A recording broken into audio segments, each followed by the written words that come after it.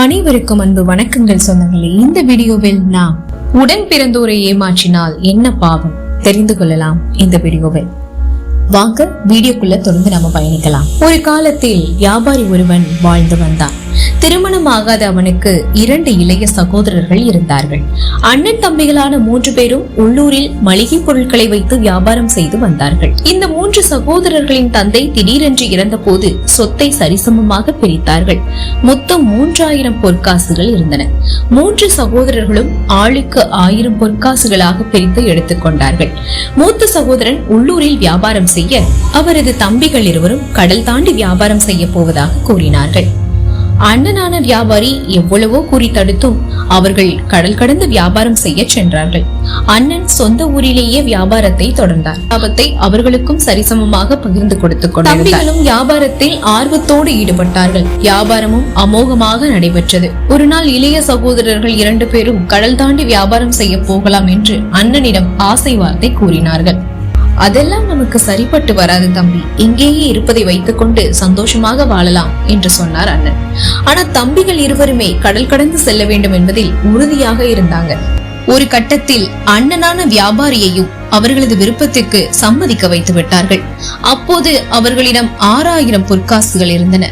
அதில் 3000 பொற்காசுகளை நாளைக்கு உதவும் என்கிற தொலைநோக்கில் ஒரு இடத்தில் யாருக்கும் தெரியாமல் ரகசியமாக புதைத்து வைத்தார் அண்ணன். மீதமுள்ள 3000 பொற்காசுகளுடன் கடல் கடந்து வியாபாரம் செய்ய அண்ணன் தம்பிகள் 3 பேரும் சென்றார்கள். புதிய தேசத்தில் 3 பேரும் நேரம் காலம் பார்க்காமல் வியாபாரம் செய்தார்கள். நல்ல லாபமும் கிடைத்தது. ஒரு கட்டத்தில் சம்பாதித்தது போதும் என்று முடிவு செய்து தாங்கள் சேர்த்த பொற்காசுகளையும் பொருட்களையும் எடுத்துக்கொண்டு ஒரு கப்பலில் சொந்த நாட்டுக்கு திரும்பி வந்து கொண்டிருந்தனர். வரும் வழியில் ஒரு தீவில் ஓய்வெடுத்தார்கள். அந்த தீவில் இளம்பெண் ஒருத்தியை சந்தித்தார் அண்ணன் வியாபாரி. அந்த பெண் பார்க்க அழகாக இருந்தாலும் கிழிந்த ஆடையுடன் பிச்சைக்காரி போன்ற தோற்றத்தில் இருந்தாள்.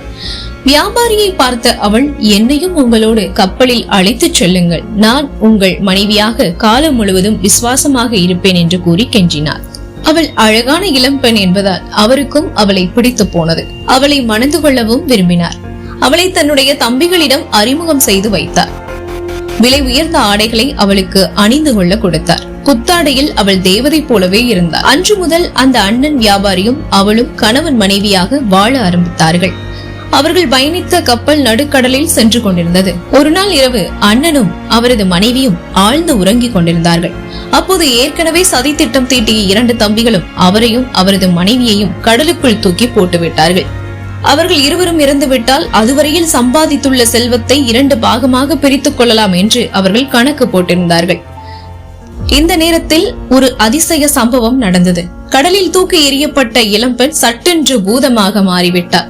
தனது கணவனான அண்ணன் வியாபாரியை அவளுடைய கைகளில் ஏந்தி கொண்டாள். பிறகு வான்வழியாக அவரை தூக்கி கொண்டு பறந்தாள். அழகான தீவு ஒன்றில் அவரை இறக்கிவிட்டாள். பிறகு திடீரென்று மறைந்து போனாள். அண்ணன் வியாபாரிக்கு என்ன செய்வதென்றே தெரியவில்லை. யாரும் இல்லாத அந்த தீவில் தனியொரு ஆளாக அழுது கொண்டிருந்தார். மறுநாள் பூதமாக மாறியிருந்த அவரது மனைவி மறுபடியும் அவரை பார்க்க வந்தாள். அவரை திருமணம் செய்து கொண்டதற்கான காரணத்தையும் அப்போது சொன்னாள். உங்களை முதலாக பார்த்தபோது என்னை அறியாமலேயே காதல் வயப்பட்டேன். உங்களை வசீகரிக்கவே ஒரு மனித பெண்ணாக உருவம் எடுத்து வந்தேன். என்னை மணந்து கொள்ளுங்கள் என்று உங்களிடம் வேண்டினேன். நீங்களும் என்னை ஏற்றுக்கொண்டீர்கள் என்று சொன்னவள், நய வஞ்சகத்தால் நம் இருவரையும் கடலில் தூக்கி போட்ட உங்களுடைய 2 சகோதரர்களையும் கப்பலோடு கடலில் மூழ்கச் செய்து கொள்ளப் போகிறேன் என்று கோபத்தோடு கூறினார். ஆனால் அண்ணன் வியாபாரியின் சகோதர பாசம் அவளை அப்படி ஒரு காரியத்தை செய்ய வேண்டாம் என்று கூறி தடுத்தது. பிறகு அவருடைய வீட்டின் மாடியில் அவரை கொண்டு போய் விட்டுவிட்டு அந்த பெண் பூதம் மாயமாய் மறைந்து போனது. மறுநாள் தான் ஏற்கனவே ரகசியமாக புதைத்து வைத்திருந்த 3000 பொற்காசுகளையும் தோண்டி எடுத்தார் அண்ணன் வியாபாரி. அந்த பொற்காசுகளை மூலதனமாக வைத்து வியாபாரத்தை மறுபடியும் ஆரம்பித்தார். ஒரு நாள் தன்னுடைய கடைக்கு போய்விட்டு வீட்டுக்கு திரும்பிய போது அவரது வீட்டின் வாசலில் 2 நாய்கள் கட்டி வைக்கப்பட்டிருந்தன. வியாபாரியை பார்த்த அந்த நாய்களின் கண்களில் இருந்து கண்ணீர் வடிந்தது. அவரது கால்களையே 2 நாய்களும் சுற்றி சுற்றி வந்தன. அவருக்கு அந்த நாய்கள் என்ன சொல்ல வருகின்றன என்பது புரியவில்லை. அப்போது அவருடன் சில நாட்கள் மட்டும் மனைவியாக வாழ்ந்த அந்த பெண் பூதம் மறுபடியும் அங்கே தோன்றியது. உங்களை நயவஞ்சகமாக ஏமாற்றி கடலில் தூக்கி போட்ட உங்களது தம்பிகள் தான் இந்த நாய்களின் உருவத்தில் இருக்கிறார்கள். என்னுடைய சகோதரி ஒருத்தியிடம் எனக்கு நேர்ந்ததை நான் சொல்ல அவள் கோபத்தில் அவர்களை இப்படி நாயாக மாற்றிவிட்டாள். நான் தான் உங்கள் வீட்டு வாசலில் இந்த நாய்களை ஆண்டுகள் கழிந்ததும் நானே உங்களை தேடி வருவேன். அப்போது இவர்களை பழையபடி மனிதர்களாக மாற்றுகிறேன் என்று சொல்லிவிட்டு அந்த பூதப்பெண் மறைந்து போய்விட்டார். அந்த பெண் பூதம் மறுபடியும் வந்ததா? நாய்களாக மாறிய வியாபாரியின் தம்பிகளை மறுபடியும் மனிதர்களாக மாற்றியதா என்பது ஒருபுறம் இருக்கட்டும். உடன் பிறந்தவர்களை நயவஞ்சகமாக ஏமாற்றினால் அதற்கான தக்க தண்டனை உடனே கிடைக்கும் என்பதை இந்த கதையின் மூலம் நாம் புரிந்து கொள்ள வேண்டும். இன்னைக்கு நிறைய குடும்பங்கள்ல இது போன்ற துரோக செயல்களை பார்க்க முடிகிறது. பேராசையில் காலம் முழுவதும் வரக்கூடிய அண்ணன் தம்பி அக்கால் தங்கை உறவை ஒரு நொடியில் தூக்கி எறிந்து விடுகிறார்கள். அவர்களை இப்படி ஏமாற்றி நடுத்தருவில் நிப்பாட்டினால் அவர்கள் என்ன செய்வார்கள்? ஒருவேளை அவர்கள் தங்கள் உயிரை மாய்த்து கொண்டால் என்ன ஆகும் என்பதையெல்லாம் இந்த துரோகிகள் யோசிப்பதே இல்லை.